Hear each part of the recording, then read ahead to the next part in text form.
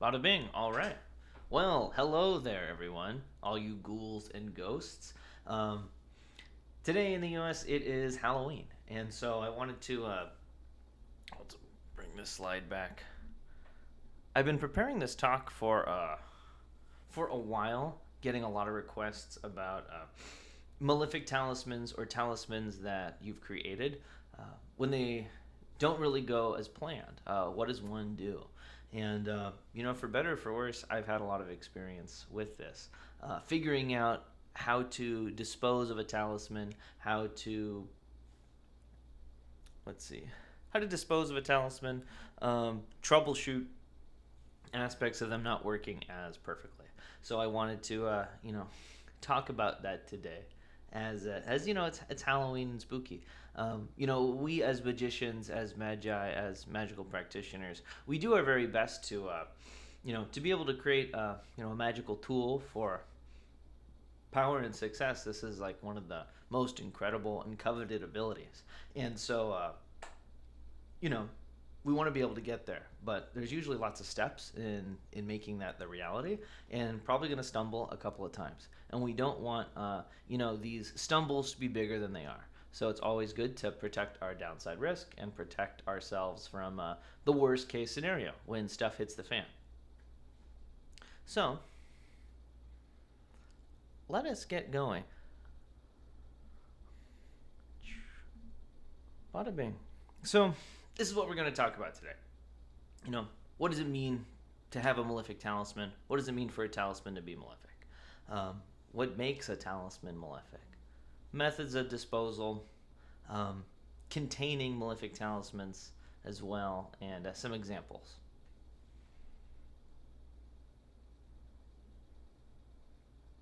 So, what does a malefic talisman mean?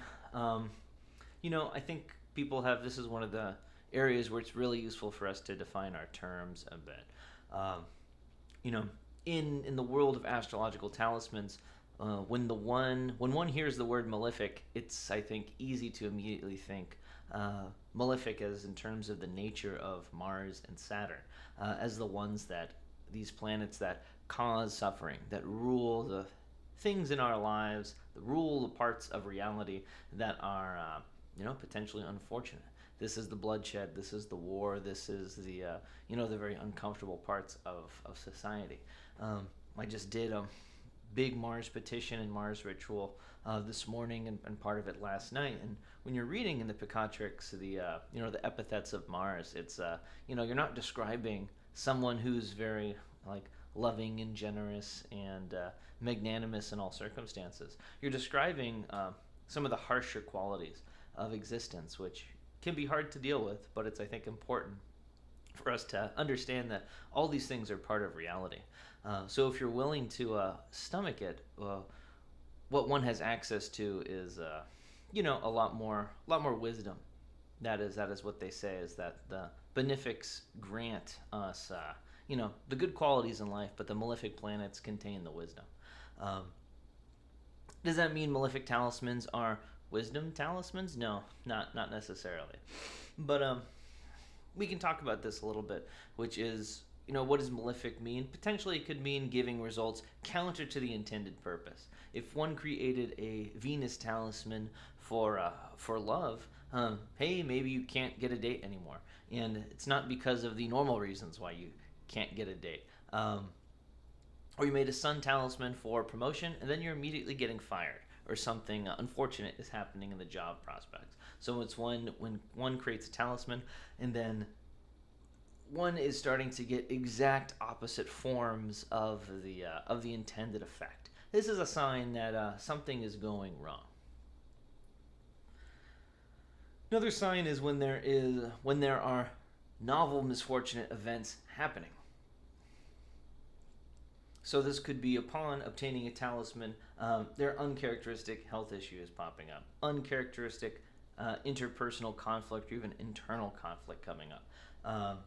This is something I've seen the last part a ton with people who've created talismans on the IC in that southern part of the chart instead of using the midheaven. Every person I have talked to who's made a talisman there, thinking for whatever reason, because it's an angle, you could make a talisman there. Having very intense, interpersonal, emotional, existential effects that they did not want whatsoever. Um, so that's something I would certainly recommend against. But this is another term of what malefic could mean, causing these out of the ordinary, really uncharacteristic events which are very undesired, but not necessarily related to the petition one gave in the ritual to the talisman. And another point to make is mere general unintended effects really aren't good enough.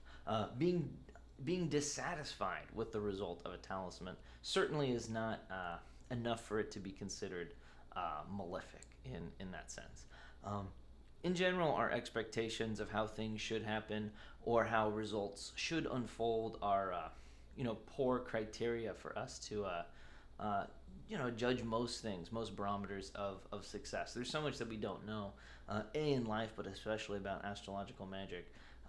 One can get a sense and a taste for these things as one practices and as one hones their ability, hones their occult senses. This is part of the art. This is part of the, this is part of what one gains with experience. And then it's also important to note that not all misfortune that happens to oneself is, caused by the talisman. Even if you have it and it is new, you have to do some triage in order to determine, is this actually caused by the talisman? And I think it's a better way to look at it by understanding the nature of the electional chart in which the talisman was created under, the materials that were used to create it, really making sure those are dialed in and line up, then looking to one's natal chart and seeing the potential interactions there, and only then really using divination. I think too many people resort to divination as a way to qualify or disqualify talismans or various magical experiences, which depending on the quality of the diviner, one is subject to a tremendous amount of bias, I think. So taking all those things with a grain of salt. And in general, thinking to yourself, how probable were these events to occur otherwise, regardless of the talisman? Bad things happen to good people all the time. And bad things happen to bad people all the time. And these things are happening regardless of the magic that is involved or not involved in that way. So hopefully we have a better sense of what it means for what it means to have a malefic talisman, or what a malefic talisman could look like. Now let's talk a little bit about what makes a malefic talisman. We touched on a couple of these things. A malefic talisman could be made based on the nature of the significators of the chart. Based on the nature of the significators, making a specific aspect to a malefic celestial body. Again, the malefic celestial body, the bells of Saturn and Mars should be coming up. Renaissance rules allow for trines, sextiles, soft aspects to the malefic planets. However, medieval rules do not. And some of us talisman makers, I'm definitely in this camp, seem to definitely prefer no applying aspects to Saturn and Mars. All things considered, unless these are talismans of Saturn and Mars themselves. But for your Venus talisman, for your Sun talisman, you don't really want to be making any aspects to Saturn or Mars here. And this under this circumstance, the nature of the talisman itself would become malefic. So if the moon, your ascendant Lorne, or main significator is aspecting Saturn or Mars, then the nature of the talisman itself is going to have some of this taintedness by the malefics themselves. You could also consider if there was a malefic fixed star or a fixed star counter to the intention of the talisman that was aspecting one of the main significators. This also would fall under that malefic celestial body, as well as being conjunct an eclipse. And number two, what else could make a talisman malefic? Um, so if the bearer's nativity has the main significator planet in a state of debility, this could make a talisman that otherwise would be very, very beneficial, malefic. An example is a Libra sun or an Aquarius sun, two places where the sun is in debility, does not have access to the kinds of resources it should have. Um, Bearing a sun talisman, sun in Aries or sun in Leo, and then going temporarily blind. Um, this is actually a story that happened to a friend of mine who is very ardently intentional on having one of my sun talismans, and I had advised them a lot that this probably isn't the best thing for you. Being an Aquarius, you should pick a different talisman. And they're like, no, I'm an accomplished sorcerer, accomplished magician. This is totally fine. And they had some good things happen. They got like what was it? They got like a new job and some callbacks for a performance. But then they got bit by these spiders, and they actually went temporarily blind for a while, for several days. And then they took the talisman off. The swelling subsided, and it was very very uncanny experience, especially because the eyes are related to the sun and moon. So this is some of the layers of how can I tell that this is most likely part of the talisman. The spiders, not necessarily sure about that, but because of the sun, and its significators and its relationship to sight, this points towards that there is certainly some relationship between the two effects. This is also key. So a talisman that is made out of improper materials based off of the significator. This also can turn a talisman that should be fine into a malefic talisman. So we're already seeing there's two different classes here. There's a class of malefic talismans where the election, the time in which it's made, is an improper time. It's not a good time for it to be made, and that is what is making it malefic, rather than there is something about the nativity of the bearer that makes one incompatible with the talisman. And here there is something that there are materials that the talisman is made out of, which is incompatible with the nature of the planet in question. So an example for this is using iron to make a Venus talisman. One could have a piece of iron and engrave all the correct sigils, do the correct rituals for the Venus talisman, even doing a perfect election, and then, all things being considered, create a malefic talisman. I had something like this happen with me when Jupiter was in Sagittarius, making a Jupiter talisman. I had a piece of, it was labeled as amethyst, though it looked very, very, there was some purple in it, but also some green, and I had never seen something like this before. It had a very odd clarity to it. And made it during a batch of other Jupiter and Sagittarius talismans out of carnelian aquamarine, and they turned out really, really well. Really, really great. Except for this one. This one always felt kind of off.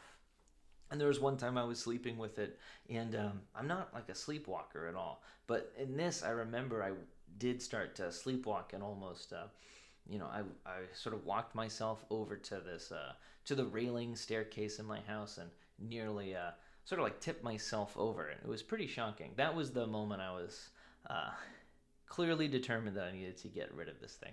And I did, and I have no regrets whatsoever about it. So the materials really do matter. In a pinch, gold and silver work fantastic for all talismans. So, sterling silver can be purchased for fairly cheap. So make your talismans out of that. No need to reinvent the wheel in many ways. And then number 4 is talismans that are made under other misfortunate electional circumstances. I chose to put eclipses here because, eclipses, in astrological magic, eclipses represent a time where, you have the sun and the moon. These are the two cosmic forces of order that order all reality together. And during an eclipse, one of them is sort of ripped out of existence. which is highly traumatic to the nature of the entire cosmos. So things aren't operating the way they should in this worldview. So that's an important thing to know. So even if your significator is not the sun and the moon, even if it's not applying to any of those things, many of us practitioners do not like to be making talismans or doing any sort of, astrological magic from this medieval Picatrix style, Renaissance astrological magic traditions. Don't like to do any of that in that sort of way, just because the nature of the time itself is the same rules do not apply. Not saying that you can't do any sort of magic during this time. Some people do that a lot, but not this kind of magic. This isn't a good time for that. See if there's anything else I need to say about another example to try to really understand this from like a mechanistic perspective or less fatalistic perspective is they talk about how the Cancer, the sign of Cancer is the gateway of the soul, and so spirits incarnate through the through Cancer into the human realm, into the sublunar realm, which is our realm of physical reality. So it's something about the nature of this sign and these stellar forces that draw spirits in through this way. This is the general way, and then there are examples of or stories around there's a certain set of commissioned tarot images called the Solobusca, which I had heard it talk about that it was what is it? It was a grimoire commissioned by the Medici family in order to incarnate their selves and their family line through the constellation of Draco instead, or constellation of Hydra. Trying to remember which one. You can look this up. As a way to reincarnate their family line forever and ever, so they can consolidate their familial wealth and all this. Not necessarily sure if that is particularly true, but you can see there's there's a difference in the gate that is being used. There's a difference in the structure in which the energy is flowing. Rather, normally the energy is flowing through this constellation of Cancer. For some, people are trying to figure out the methods for using a different gate. In this case, I believe it was Draco. And that changes things. That may, depending on your philosophical point of view, it's corrupting things. It is making them better. It depends on the worldview. But these are some of the principles of which make talismans malefic. So it is a problem in the election, a mismatch between the talisman and the bearer's nativity, a mismatch between the nature of the planetary force and the materials being used, or a misalignment of the nature of the cosmos itself. If the rules of the spiritual sciences of astrological magic change during certain times, like during eclipse, then we have to use different methods. This is a bonus slide that is worth talking about, which is limiting the effects of malefic talismans, especially if one has a lot of talismans and is trying to triage a bit. The effects of them. Is this malefic? Is it not malefic?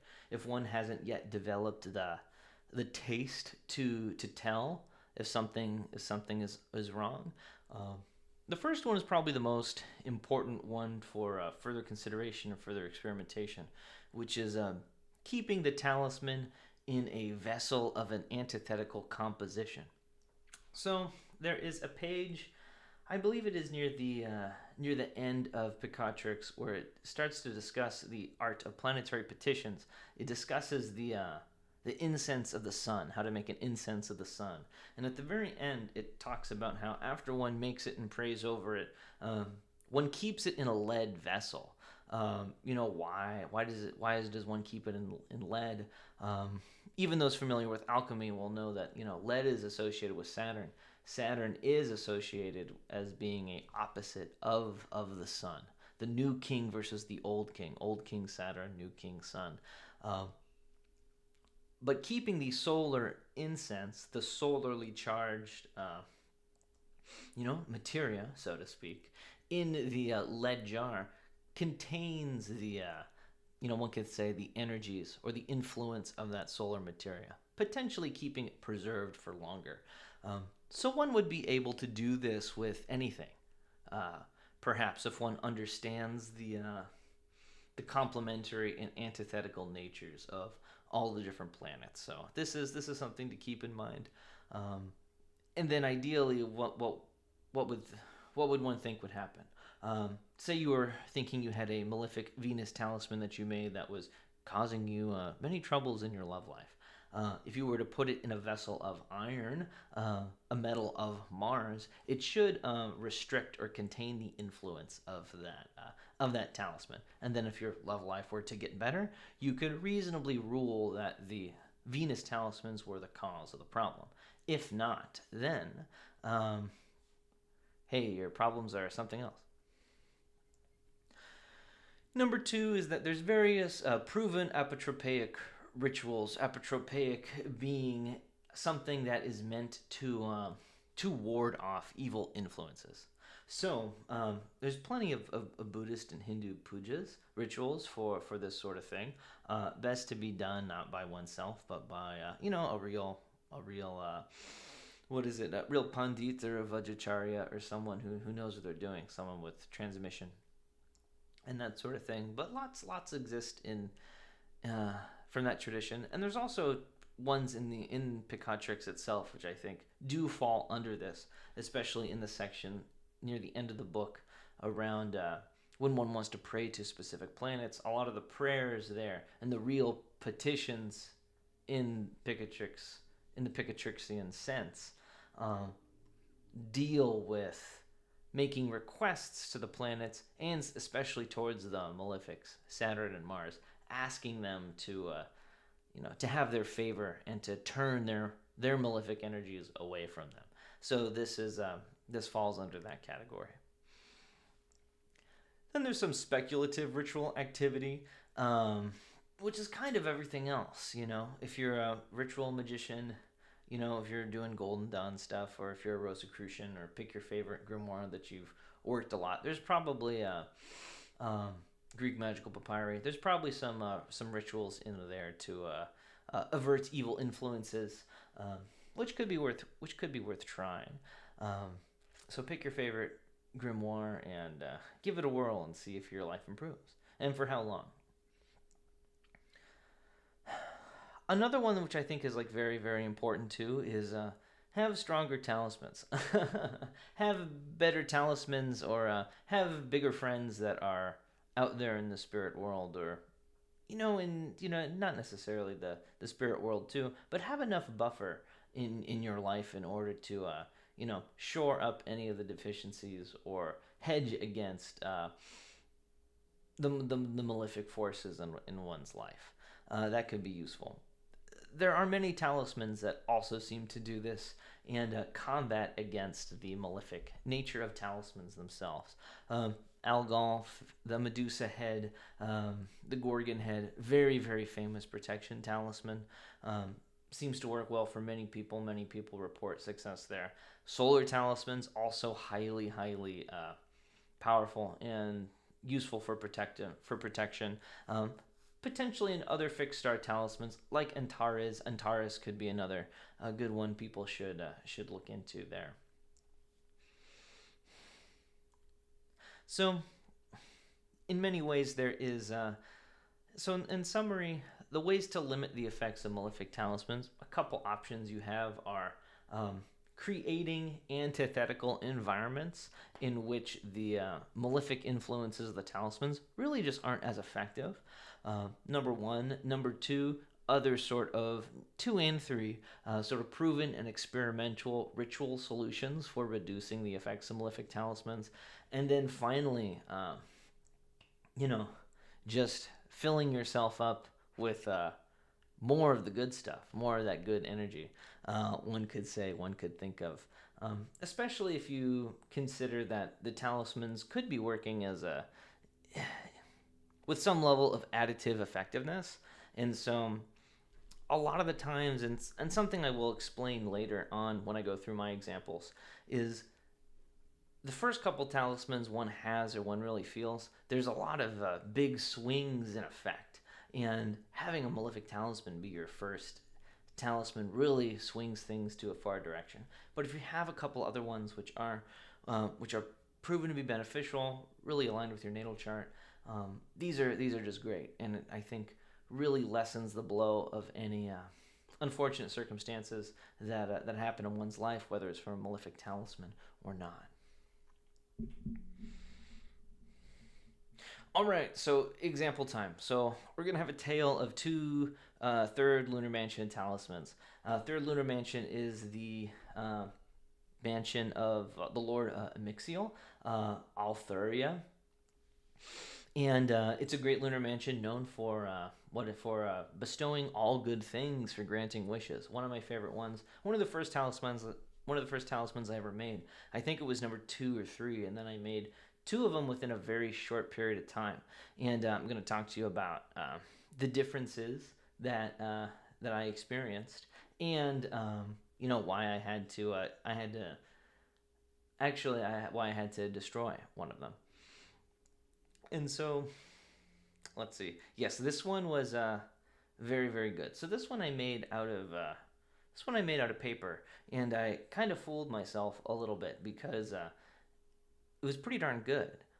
Moon on the midheaven, fantastic. Some people dislike having the moon on the ascendant. Picatrix will talk about how the moon, very much dislikes the ascendant, and because the moon is always constantly changing in a cosmological sense, phases of the moon, we don't get to see phases of like Saturn or Jupiter, from where we are on Earth. When the moon is on the ascendant, it gives that same changing waviness to the full nature of the magical working itself. So it's something that's going to wane and wax in power just as the moon wanes and waxes.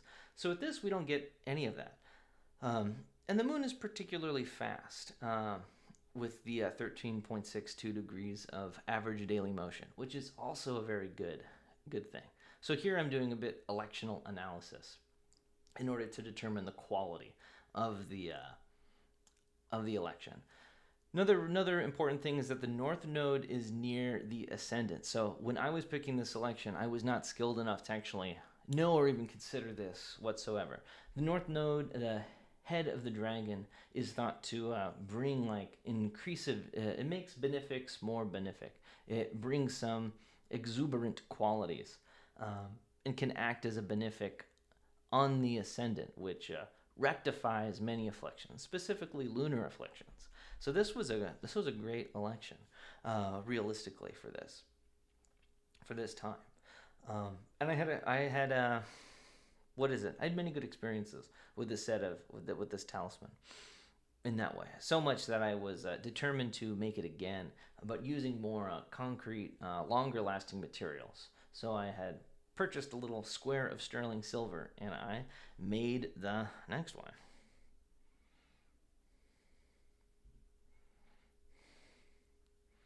What is it? This was bad for lots of reasons. So this wasn't bad because of the wasn't bad because of the materials being used. I used a 99.7 silver purity sheet of silver, and then I etched in essentially the same exact image that I had done in the paper. And this was around the same time as the last one. The date here says October 30th, but that was just because this is when I saved this election in order to give this talk. Just the way my software works. But for this one, I would never make anything like this now. So moon is just on the angle, not close enough to the ascendant. One would have to argue to say, I would think, that there would be any effect whatsoever, or noticeable effect. This should create a weak talisman, because the moon is not that close to the ascendant.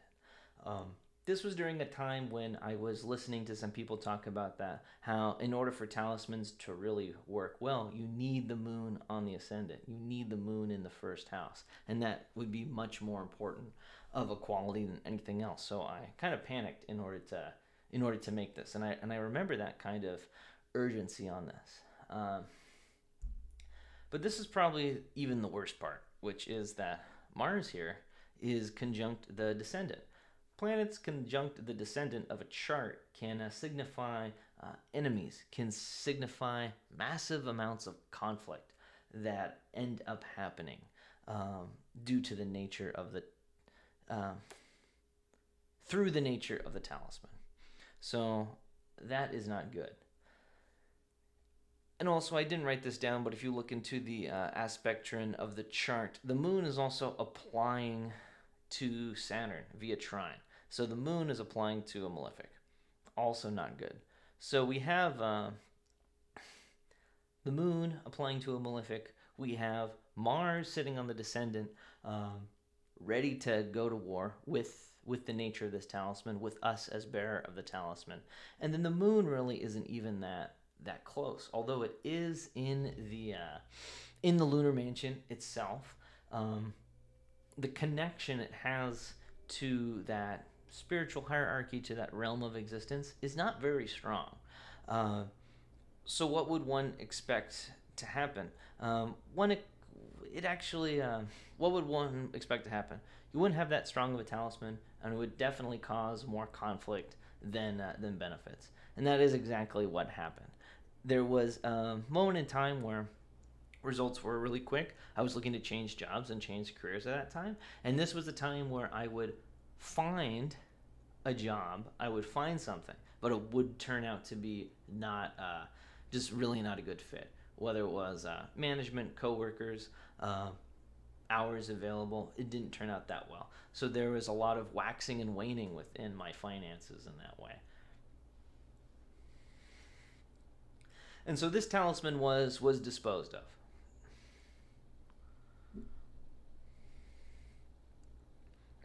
And now we can get to the point where everyone is probably really interested in learning about, which is the methods of disposing of astrological talismans. Number one, throwing it into the sea or a large flowing body of water. There's a lot of traditions that do that. That do this. This is a useful thing if you live next to the ocean or a very large body of water. What is the mechanism of the effectiveness? Potentially, it is dilution. In that way, there's also some other mythical aspects of. One can think of King Solomon and his vessel of bound spirits that was cast into the sea. So there is. Especially if it is the ocean or salt water. Salt water is known to have elements of purification, and certain spirits will behave themselves better in salt, surrounded by salt, that sort of thing. I once tried to do the first method listed, but I was unable to actually fulfill it. I was going to throw away some talismans, but there was a couple proposing to each other at that time, and I considered not wanting to sort of accidentally ruin their whole marriage and relationship by casting malefic talismans into the sea while the proposal was happening. So once I do that, I'll let you know how it goes. But number 2 is the one that I have used several times, and I have found very, very successful, which is burying into a cemetery or on cemetery grounds. So, cemetery, charnel ground, place of death. This is a natural place for spirits to pass on. And I had found an old gnarled tree that had a hole inside of it, and I had wrapped up my talismans, thanked them for the times that we had together, and said, now is your time to sort of retire a little bit. In the past, I've talked about in short, it's you take your talismans to a cemetery and tell them to die, but they can do whatever they want, but sort of releasing them of their service or their relationship to you. This is the thing to do in the cemetery. And then finally, one could just conceal them and keep them in this in that jar of the opposite planetary material, which was talked about before. So this also would be I've heard about other people doing this to very, very good effect and substantial lasting effect. So just keeping it contained, perfectly fine as an example, perfectly fine as a method of disposal. One just must really be careful, because if there is lingering influence of the talisman, sometimes it could be you may only find out when it's too late. And when one really wants to prevent the downside risk of these talismans and the talismanic magic, I think it's just much easier and much safer. Throw it in the ocean, throw it in the large body of water, take it to a cemetery, bury it there, place it in a tree, give it some offerings and some thanks, and there you go. So I hope this has been beneficial, been helpful. If there's any questions or desire for further elaboration on these points, please let me know. I'll be happy to answer. I'll be happy to discuss any of this further. And it doesn't seem like we have any particular questions on the stream at the moment, which is fine. So until next time, this is Josh, and we will talk later.